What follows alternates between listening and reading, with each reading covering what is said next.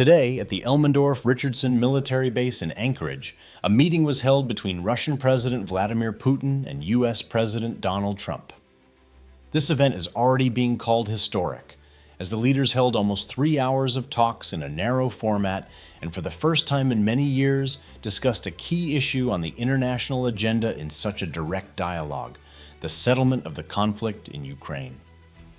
At a joint press conference, Putin said that Russia will not retreat from the goals of its special military operation and that all root causes of the crisis must be eliminated in order to achieve peace. It was clear from the first minutes of the meeting that the conversation would be tough, but at the same time pragmatic.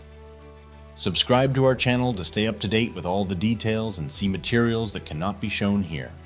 The talks began with a symbolic moment when the two leaders simultaneously stepped off their planes and shook hands on the red carpet.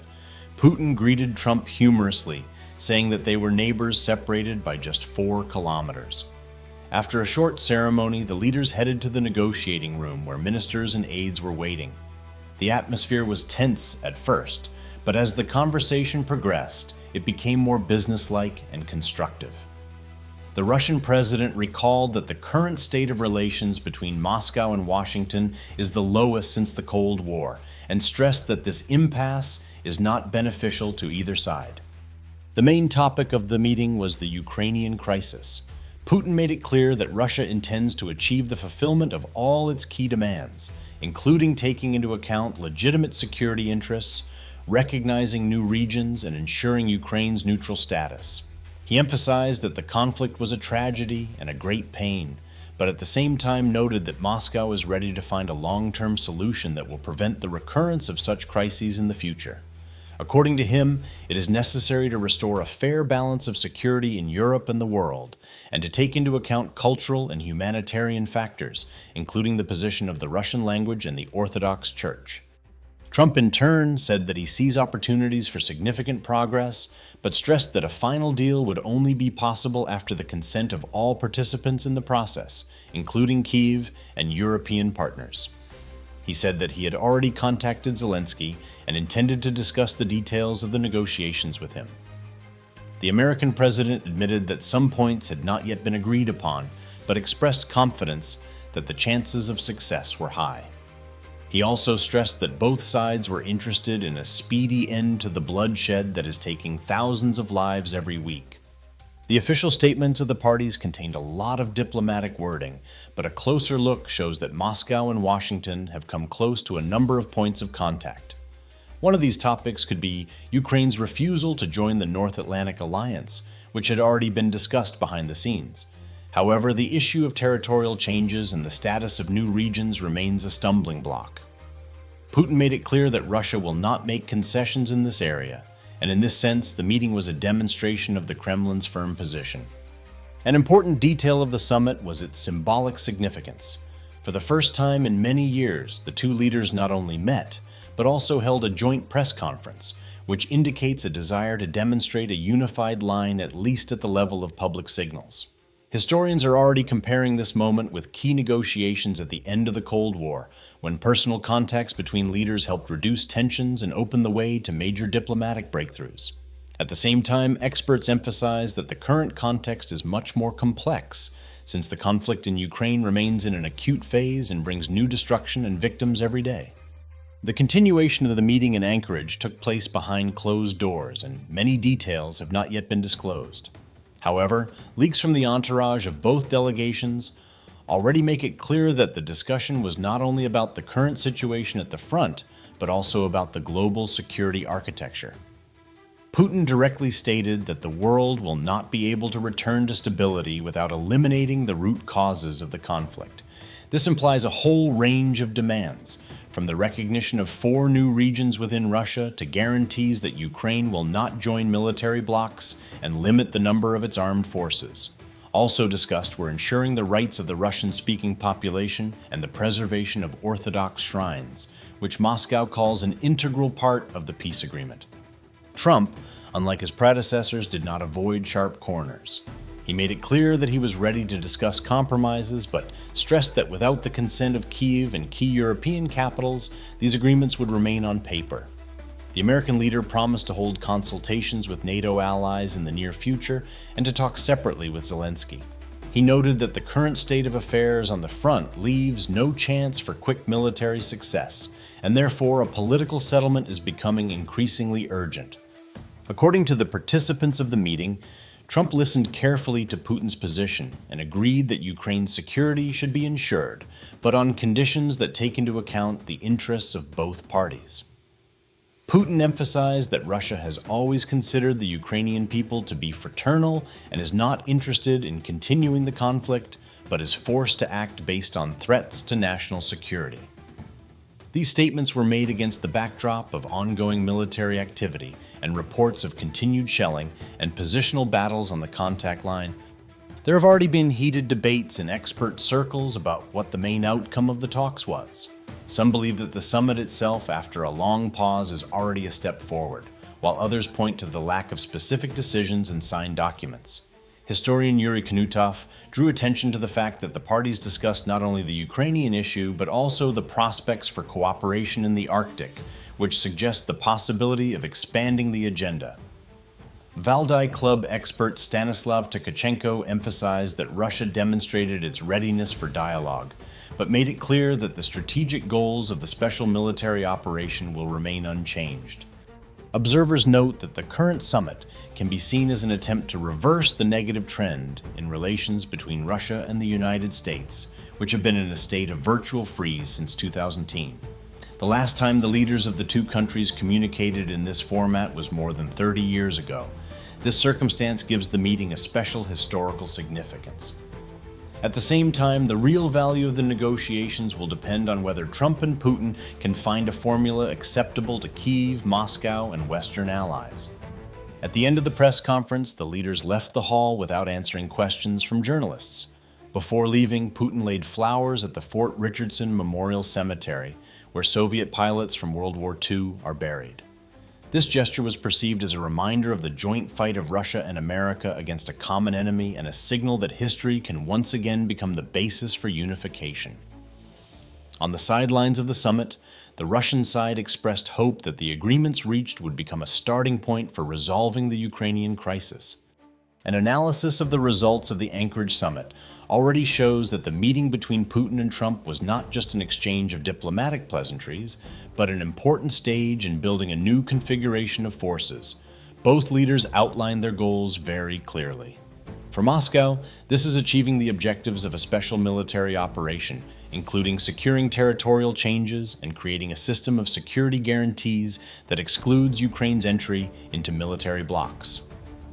For Washington, this is an end to hostilities while maintaining influence on Kyiv and an opportunity to demonstrate success in international politics.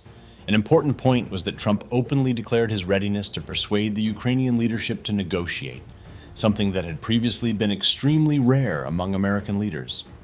Possible scenarios for the development of events now depend on several factors. The first is the reaction of Kyiv. If Zelensky and his entourage agree to at least partially consider the conditions proposed at the meeting, this will open the way to a gradual de-escalation. The second is the position of European capitals. Moscow fears that behind-the-scenes intrigues or attempts to disrupt progress may come from some EU countries that traditionally take a tough stance towards Russia. The third is the situation at the front. If the Russian armed forces continue to increase pressure, this will strengthen the arguments in favor of finding a compromise. Experts do not rule out that in the coming months we may see a combination of political and military steps. On the one hand, military actions will continue. On the other, the development of specific points of a possible agreement will begin. Ideas on international security guarantees for Ukraine are already being discussed, including restrictions on the size of the army and the placement of foreign bases, as well as the preservation of cultural and linguistic rights for the Russian-speaking population. These provisions directly echo Moscow's demands, which it has been voicing since the beginning of the conflict. The international reaction to the meeting was mixed. In the United States, Trump's supporters welcomed his steps as a demonstration of pragmatism and the ability to negotiate, while opponents accused him of being ready to make concessions to Russia. In Europe, the reaction was also divided. Some countries expressed cautious optimism, while others said that any agreement should not infringe on Ukraine's interests. In Kyiv, there have been few official comments so far, but sources in the Ukrainian media claim that the talks were viewed with caution behind the scenes, fearing pressure from Washington. Political scientists remind us that eliminating the root causes of the conflict is the key to its long-term end. In the Russian interpretation, this means not only security issues, but also the recognition of new realities that have developed on the ground. It is here that the positions of the parties are still far from fully coinciding. However, the very fact that these topics are being discussed at the highest level indicates that the process of finding solutions has been launched. History knows examples when even the toughest confrontations found a solution through consistent and multi-level negotiations, and the current moment may become the beginning of such a path. Against this backdrop, Putin's proposal to hold the next meeting in Moscow looks like a test of the American side's readiness for further rapprochement.